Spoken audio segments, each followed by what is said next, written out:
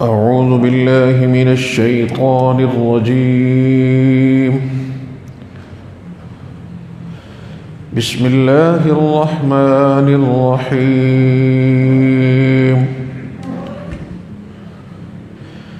يا أيها الذين آمنوا كتب عليكم الصيام كما كتب على الذين من قبلكم لعلكم تتقون. صدق اللہ العظیم. بزرگان محترم، میرے عزیز نوجوان بھائیوں، ہماری گفتگو یہاں تک پہنچی تھی کہ اللہ رب العزت نے روزے کی فرضیت کا جب حکم دیا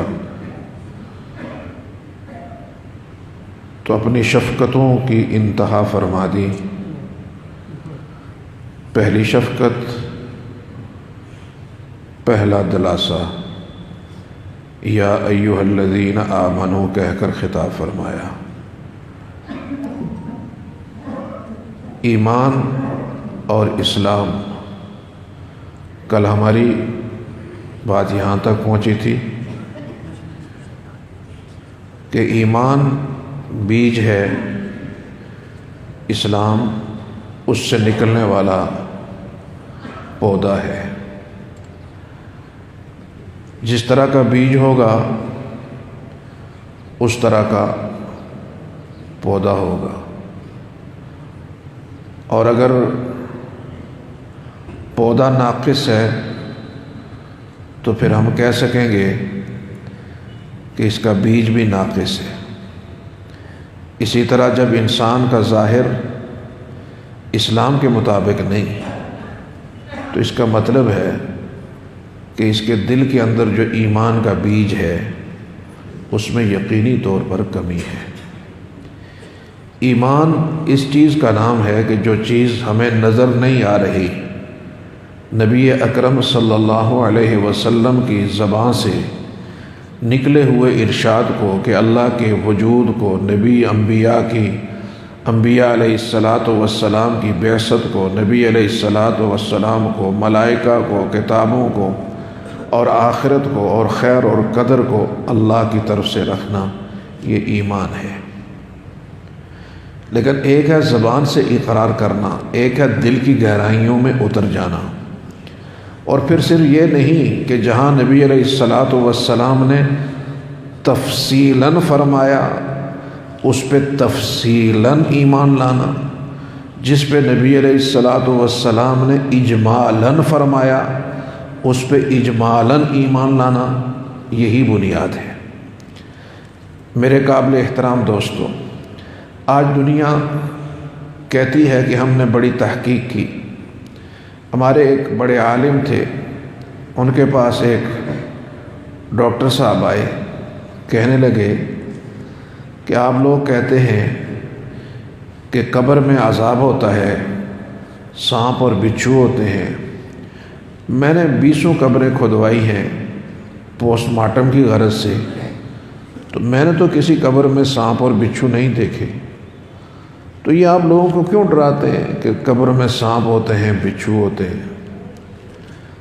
انہوں نے کہا یہ ہم نہیں ڈراتے ہیں، بلکہ ہمارے محبوب امام الانبیاء حضرت محمد مصطفیٰ صلی اللہ علیہ وسلم کا ارشاد ہے کہ میری امت کے لوگوں کو قبر کے اندر آزمایا جائے گا، ان پہ مختلف قسم کے سزائیں اور اس طرح کی چیزیں آئیں گی.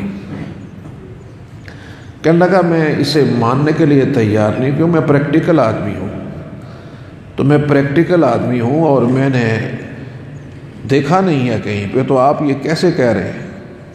انہوں نے کہا اچھا آپ ڈاکٹر صاحب ہیں تو آپ یہ تو مانتے ہیں کہ انسان کے اندر آگ ہے، آگ، پانی، ہوا سے یہ انسان مرکب ہوا ہے، تو انسان کے اندر آگ ہے، تو وہ آگ نکال کے ذرا دکھائیں ہمیں کہ وہ کہاں پہ آگ چھپی ہوئی ہے. یہ تو آپ کہتے ہیں نا کہ آگ ہے انسان کے اندر، اس کے اندر فلاں فلاں جو ہے وہ پوٹیشیم ہے، فلاں فلاں فلاں چیزیں ہیں، یہ ہمیں دکھائیں یہ کہاں پہ. وہ تو کوئی لیبارٹری میں جا کر کسی خاص آلے کے ساتھ. تو اس نے کہا کہ بھائی ہم تو پھر جب تحقیق کریں گے تو اس وقت پتہ چلے گا. کہا کون تحقیق کرے گا؟ کہا لیبارٹری میں جائیں گے. تو کہا لیبارٹری والے کے علم پر اعتماد کر کے تم انسان کے اندر کہتے ہو یہ چیزیں ہیں، تو ہم محبوب دو عالم کی زبان پر اعتماد کر کے کہیں گے کہ اگر قبر میں یہ ہوتا ہے تو یہ کون سی بڑی بات ہے؟ یہ یہاں پہ عقل انسان کی مغالطہ کھاتی ہے. تو میرے بہت ہی قابل احترام دوستو، ایمان بیج ہے، اسلام اس کا پودا ہے. اور اگر بیج مکمل ہوگا تو پودا بھی مکمل ہوگا، بیج ناقص ہوگا تو پودا بھی ناقص ہوگا. اب بعض دفعہ ایسا بھی ہوتا ہے کہ کچھ آرٹیفیشل پودے بھی ہوتے ہیں جن کی جڑیں ہی نہیں ہوتی. آرٹیفیشل پودے ہوتے ہیں نا. تو یہ جو قرآن کہتا ہے نا وَقَالَتِ الْأَعْرَابُ آمَنَّا قُل لَّن تُؤْمِنُوا وَلَٰكِنْ قُولُوا أَسْلَمْنَا، یہ وہ آرٹیفیشل ایمان ہے. یہ وہ آرٹیفیشل ایمان ہے کہ اس کی جڑیں ہی ابھی نہیں گئی ہیں. کہ تم دیہاتیوں نے کہا، بدوؤں نے کہا کہ ہم ایمان لائے، تو ان کو کہو ایمان نہیں لایا تم نے تو اسلام لایا. تو اس کا مطلب کیا ہوا کہ وہ ایمان جو اندر سے نکلتا ہے وہ ابھی نہیں آیا ہے. تو جو ایمان دل کی گہرائیوں سے نکلتا ہے، پھر اس سے جو ثمر نکلتا ہے، جو اس سے پھل نکلتا ہے، وہی وہ بنیاد ہے جس کی طرف قرآن اور حدیث ہمیں بلا رہا ہے. اور یہی وہ ایمان ہے کہ نبی اکرم صلی اللہ علیہ وسلم نے فرمایا جنتی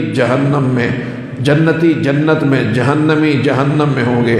اور محبوب دو عالم صلی اللہ علیہ وسلم سجدے میں سر رکھ کر گڑ گڑا رہے ہوں گے، اے اللہ میں جنت میں کیسے سکون پاؤں، میری امت کے گناہ گار جہنم میں جل رہے. تو رب العالمین فرمائیں گے میرے محبوب جاؤ جن کو تم سمجھتے ہو تیرے امتی ہیں، جاؤ ان کو جہنم سے نکال کے لے آؤ. اللہ اکبر، اللہ اکبر.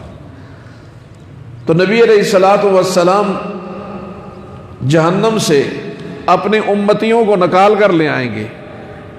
کہا اور جاؤ اور لے کے آؤ. اب اس کے بعد اللہ پوچھیں گے اب کوئی رہ گیا؟ کہا جی میرے علم میں تو کوئی نہیں. اب اللہ فرمائیں گے نہیں، اب بھی کچھ ہے جن کو صرف کائنات کا رب جانتا ہے. یہ وہ لوگ ہیں شاید کہ جو دنیا میں اتنا کمزور ایمان تھا کہ اس ایمان کو ظاہر ہی نہیں کر سکے. رتی بر ایمان. فرمایا اللہ اپنا ہاتھ ڈال دیں گے جہنم میں. اللہ اکبر. اور یہ اتنی قیمتی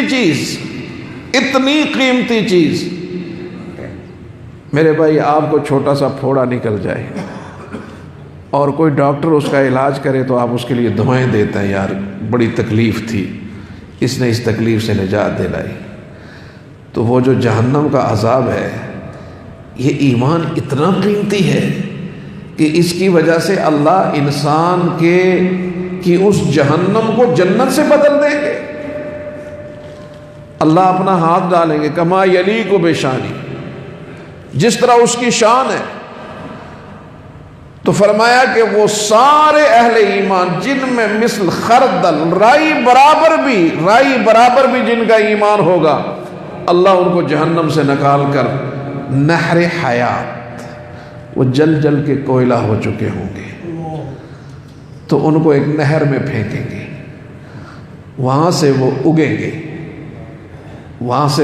گے جس طرح بیج اگتا ہے.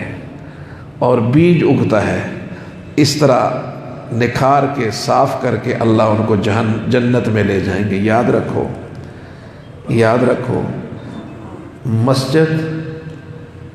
مسجد میں بے وضو آدمی عبادت کے لیے نہیں آ سکتا.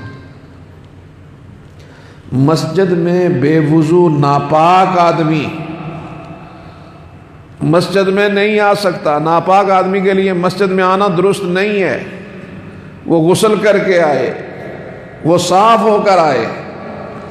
جس طرح مسجد میں ناپاک آدمی نہیں آ سکتا، اسی طرح جنت میں گناہگار نہیں جا سکتا۔ ہاں، یہ بات سمجھیں اس کو تھوڑا سا ہوش کے ساتھ، کہ کون سا جو گناہگار نہیں ہے، اس کو سمجھیں۔ مسجد میں ناپاک آدمی نہیں آ سکتا، جنت میں گناہگار نہیں جا سکتا۔ مطلب یہ کہ جنت میں جانے سے پہلے اپنے گناہوں کا معاملہ صاف کرنا ہوگا۔ یا تو دنیا میں توبہ کر کے صاف کر لے، اللہ کو منا لے گڑ گڑا کر، راضی کر لے اللہ کو، آنسو بہا کر گڑ گڑا کر تو اللہ کو منوا لے۔ اگر دنیا میں منوا لیا تو ٹھیک ہے، اور العیاذ باللہ اگر یہ دنیا میں نہیں منوا سکا تو پھر اس کا تزکیہ جہنم کی آگ کے ساتھ ہوگا، اس کی صفائی جہنم کی آگ کے ساتھ ہوگی۔ اے اللہ، جتنے لوگ پوری دنیا میں بھی اس وقت ہمیں سن رہے ہیں، یہاں بیٹھے ہیں، یا اللہ اس عاجز کی دعا ہے، اللہ ہم سب کی حفاظت فرمایا، یا اللہ ہم سب کی حفاظت فرما۔ ہم تیرے عذاب کو نہ دنیا میں برداشت کر سکتے ہیں یا اللہ، نہ آخرت میں کر سکتے ہیں، یا اللہ ستاری والا معاملہ فرما کر، فضل اور کرم والا معاملہ فرما کر، ہمارے ساتھ آسانی والا معاملہ فرما۔ تو لہذا اگر یہاں پہ نہ ہوا تو یہ بالکل اسی طرح ہے، ایمان سونے کی طرح ہے، سونا نہ۔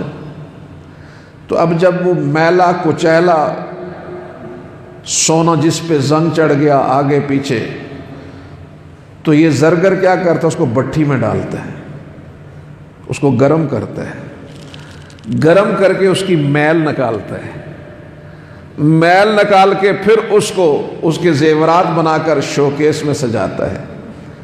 اسی طرح جب مومن گناہگار ہو جاتا ہے تو اس کا ایمان میلا ہو جاتا ہے، اور وہ میلا ایمان لے کر جب اللہ کی بارگاہ میں جاتا ہے تو فرمایا قبول نہیں ہے، اس کو جہنم کی بٹھی میں لے جا کر اس کا تزکیہ کرو، اور جب یہ کھرا ہو جائے تو اب اس کو جب میری جنت کے یہ قابل ہو جائے تو اب اسے میری جنت میں لے کے آؤ۔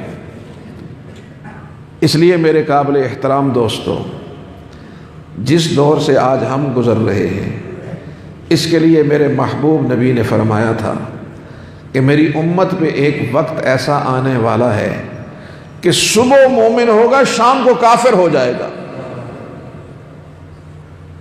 صبح مومن، شام کو کافر۔ اتنے فتنے، قدم قدم پہ فتنے، قدم قدم پہ فتنے، قدم قدم پہ رہزن بیٹھے ہیں، ایمانوں کو لوٹنے والے بیٹھے ہیں، قدم قدم پہ۔ اور آج تو سوشل میڈیا جو آ گیا ہے، اس نے تو ہمارے بچوں کے ذہنوں کو پوری طرح یرغمال بنا کے رکھ دیا۔ ایک گھر کے اندر 20 لوگ بیٹھے ہوں گے، 20 اپنی دنیا میں ہوں گے۔ وہ جو گھر کی زندگی تھی وہ ختم ہو گئی، وہ جو بہن بھائی سارے مل کر بیٹھتے تھے وہ ختم ہو گیا۔ ایک ہی کمرے میں، ایک ہی کمرے میں بیٹھے ہیں لیکن ہر ایک اپنی دنیا میں ہے۔ اب ایسے میں ان کے ایمانوں کی حفاظت کرنا، ان کے ایمانوں کے لیے فکر مند ہونا میرے قابل احترام بھائی سب سے پہلے تو والدین کا فرض ہے۔ آج ہم جس طرح اپنی اولاد کے مستقبل کے لیے فکر مند ہیں کہ میرا بیٹا اچھی تعلیم اچھے ادارے میں حاصل کرے تاکہ میرے بیٹے کا مستقبل محفوظ ہو جائے، میرا بیٹا اچھے ادارے میں تعلیم حاصل کرے تاکہ میرے بیٹے کا مستقبل محفوظ ہو جائے، اس کو اچھی جاب ملے، اس سے اچھی نوکری ملے، ہر ایک کی تمنا ہے، ہر ایک کی تمنا ہے۔ تو میرے دوستو، اس سے بھی زیادہ ضروری ہے کہ ہمارے بیٹے، ہماری بیٹی کا ایمان محفوظ ہو جائے۔ کیا کبھی اس پہ بھی غور کیا ہے؟ کبھی اس پہ بھی سوچا ہے کہ میرا اور میری اولاد کا ایمان کس طرح بچے گا؟ کیونکہ آج ہماری نظروں میں العیاذ باللہ ایمان تو کوئی مسئلہ نہیں، دنیا مسئلہ ہے، جاب مسئلہ ہے، نوکری مسئلہ ہے۔ ایمان کو تو ہم نے سائڈ پہ رکھا ہوا ہے۔ اس لیے میرے قابل قدر دوستو، یہ جو نسبت ہے ایمان کی، یہ بہت بڑی نسبت ہے، بہت بڑی نسبت۔ رحمت دو عالم صلی اللہ علیہ وسلم نے جو جماعت تیار کی تھی، وہ جماعت ایسے صاحب ایمان لوگوں کی تیار کی کہ میرے رب نے انہیں ایمان میں آئیڈیل قرار دیا۔ آنے والے لوگوں کو کہا فَإِنْ آمَنُوا بِمِثْلِ مَا آمَنْتُمْ بِهِ فَقَدْ اهْتَدَوْا، اگر تم ایمان لاتے ہو تو پھر مصطفیٰ کے یاروں والا ایمان لے کے آؤ، یہ ایمان لے کے آؤ۔ اور مصطفیٰ کے یاروں کا ایمان، اس پہ تو بات کرے بندہ تو گھنٹوں اس کے لیے چاہیے، لہذا یہ ہمارا عنوان نہیں۔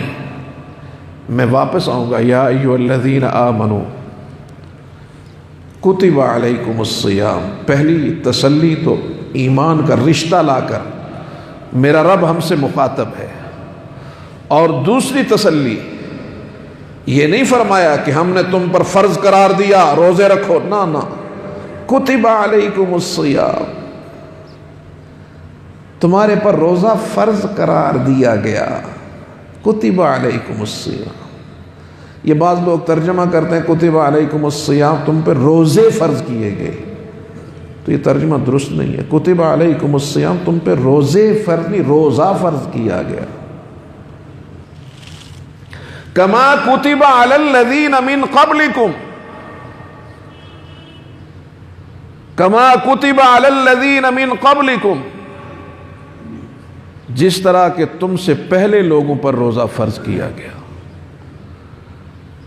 جس طرح پہلے لوگوں پر روزہ فرض کیا گیا، اسی طرح تم پہ روزہ فرض کیا گیا۔ یہ بھی تسلی ہے، کوئی امتیازی قانون نہیں بنایا گیا ہے۔ آج امتیازی قانون چیلنج ہوتے ہیں نا کہ جی یہ فلاں قانون ہے، یہ امتیازی قانون ہے ہمارے لیے، جی ہم نہیں قبول کرتے۔ اللہ نے فرمایا کوئی امتیازی قانون نہیں ہے۔ کما کتب علی الذین من قبلکم، تم سے پہلے لوگوں پر بھی روزہ فرض تھا۔ سیدنا موسیٰ علیہ السلام رب العالمین سے ملاقات کے لیے جانا چاہتے ہیں، تو پروردگار عالم نے فرمایا موسیٰ میرے لیے ملاقات کے لیے آنا چاہتے ہو نا طور پہ، تو 30 روزے رکھ کر آؤ۔ ہاں، 30 روزے رکھ کر آؤ۔ اور جب 30 روزے پورے ہوئے، بعض روایات میں آتا ہے کہ انہوں نے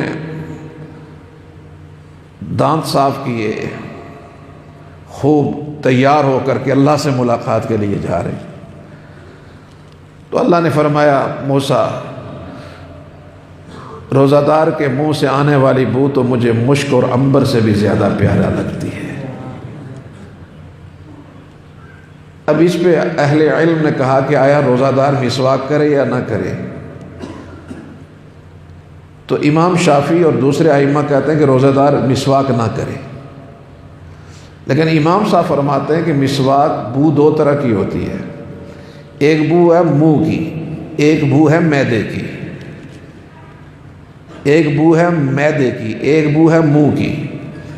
تو مسواک کر کے جو منہ کی بو ہے وہ تو ختم ہو جاتی ہے، معدے کی بو جو ہے وہ ختم نہیں ہوتی۔